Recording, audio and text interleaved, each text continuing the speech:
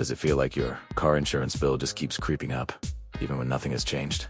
You're not going crazy. Today, I'm going to show you the exact strategy I used to slash over $800 a year from my insurance bill. All without changing my car, my driving habits, or even my coverage. First, I looked into something called the loyalty tax. It sounds crazy, but many insurers quietly increase your premium every 6 to 12 months, betting that you won't bother to shop around for a better deal. It's a penalty for being a loyal customer. Once I realized I was probably paying this tax, I immediately went to work. My next step was to visit 3 different insurance comparison websites. I plugged in my information, and within minutes, I had quotes that were a full 30 to 40% lower than what I was currently paying. The proof was right there in black and white.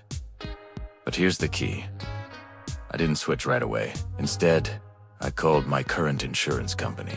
I told the representative, very calmly, the exact lower prices I had been offered by their competitors. The moment they realized I was serious about leaving, it was like magic. Suddenly, they found all these discounts they'd never mentioned before. There was a Save Driver discount, a low mileage option because I work from home, and even a small rebate for going with paperless billing. I still wasn't completely satisfied, though, so I asked them one more question. What happens if I raise my deductible? I decided to increase it from $500 to $1,000. Since I have a solid emergency fund, I was comfortable with this, and boom, it instantly knocked another $200 off my annual premium. The best part is, I still had the exact same full coverage. I was just paying way less for it. But I didn't stop there. I bundled my car insurance with a super cheap renter's policy.